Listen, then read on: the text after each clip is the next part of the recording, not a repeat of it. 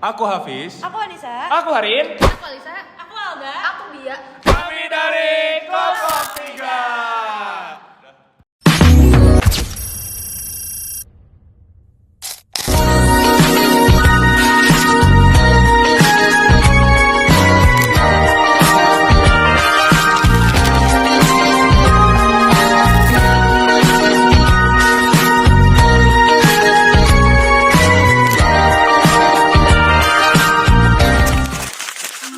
Sebelum itu, kalian tahu nggak sih apa itu ikan patin?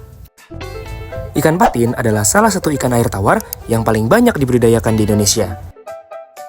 Pertumbuhannya cepat, adaptif terhadap berbagai kondisi kolam, dan memiliki nilai ekonomi yang stabil. Selain dagingnya yang digemari, kulit ikan patin juga menjadi bahan baku unggulan untuk berbagai proses produk olahan, termasuk keripik kulit yang kini semakin populer. Maka dari itu, mari kita mulai videonya. Sebelum ditebar ke kolam, probiotik terlebih dahulu ditambahkan untuk membantu larva menyesuaikan diri dengan lingkungan barunya. Penebaran dilakukan menggunakan takaran sendok teh yang jika dihitung ada 5.000 ekor per sendok teh. Dan setiap akuarium diisi sekitar 15.000 larva agar kepadatannya tetap ideal. Pada hari pertama, larva belum diberi pakan karena masih memanfaatkan sisa kuning telur sebagai sumber energi utama. Memasuki hari kedua, hingga hari ketiga, barulah larva diberikan artemia sebagai pakan awal. Setelah fase artemia, pakan dilanjutkan dengan cacing sutra. Pada tahap ini, larva membutuhkan pakan dalam frekuensi yang tinggi, hingga 8 kali sehari atau sekitar 3 jam sekali. Seiring dengan pertumbuhannya larva, frekuensi pemberian pakan secara bertahap dikurangi hingga menjadi 2 kali sehari. Jenis pakannya pun disesuaikan dengan ukuran larva agar pertumbuhannya tetap optimal. Selama masa pemeliharaan, kualitas air, suplai oksigen, dan kebersihan kolam adalah prioritas utama. Menjelang panen, larva disortir terlebih dahulu untuk menyesuaikan ukuran dengan permintaan konsumen. Setelah ukuran seragam, barulah benih siap dipanen dan dipasarkan.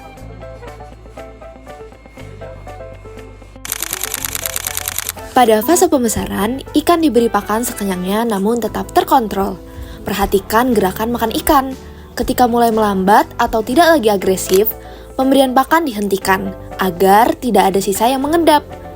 Jenis pakan yang digunakan adalah pelet dengan ukuran yang mengikuti bukaan mulut ikan.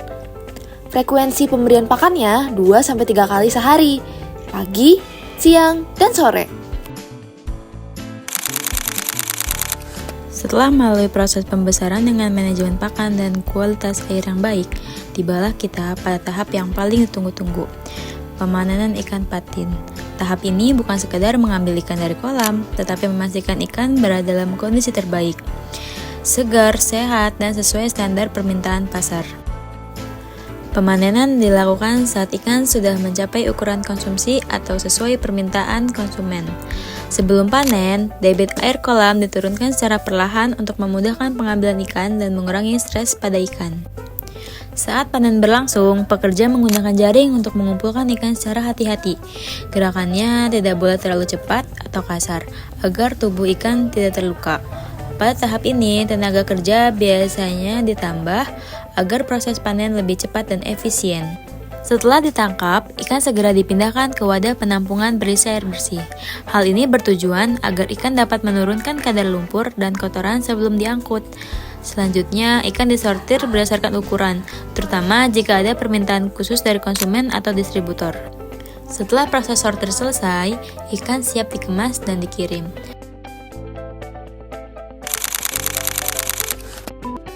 Selanjutnya, kita masuk ke proses pengolahan, yaitu transformasi kulit ikan patin menjadi produk andalan fish snack. Semua proses dimulai dari pemilihan bahan baku. Kulit yang digunakan berasal dari ikan patin minimal 500 gram, karena pada ukuran ini kulit lebih tebal, kuat, dan menghasilkan tekstur terbaik. Kulit juga harus berwarna cerah sebagai tanda kesegaran. Selanjutnya, masuk ke tahap pembersihan. Pada tahap ini, sisa daging dan lemak yang masih menempel pada kulit dipisahkan secara manual menggunakan pisau. Proses pemisahan ini penting untuk menghasilkan rasa yang bersih dan menghindari aroma tidak sedap saat penggorengan. Setelah bersih, kulit dicuci lalu masuk ke proses perendaman cuka. Perendaman ini berfungsi menghilangkan bau amis sekaligus memperbaiki tekstur kulit sebelum digoreng.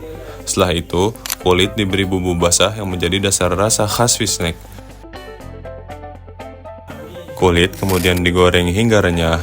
Penggorengan dilakukan dengan kontrol suhu agar hasilnya tidak gosong dan tetap berwarna cerah. Setelah digoreng, kulit ditiriskan menggunakan spinner untuk mengurangi minyak berlebih.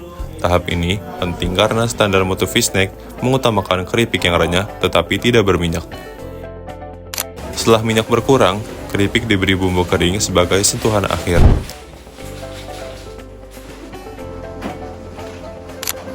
Lalu masuk ke tahap pengemasan. Pengemasan dilakukan dengan rapi dan kedap udara agar kerenyahan tetap terjaga sampai ke tangan konsumen dengan proses yang terkontrol dari awal hingga akhir. Fish snack menjaga kualitas keripik tetap konsisten, renyah, cerah, dan lezat tanpa aroma mengganggu.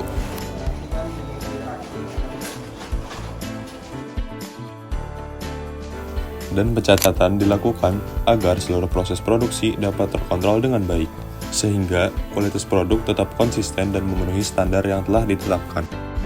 Itulah rangkaian lengkap perjalanan ikan patin, mulai dari larva, pendedaran, pembesaran, hingga akhirnya siap diolah menjadi produk bernilai tinggi. Dari proses panjang inilah tercipta keripik kulit ikan patin yang tidak hanya lezat, tetapi juga berkualitas dan memiliki nilai jual yang tinggi. Sekian dari kami, semoga video ini bermanfaat dan bisa menambah wawasan teman-teman semua. Sampai ketemu lagi.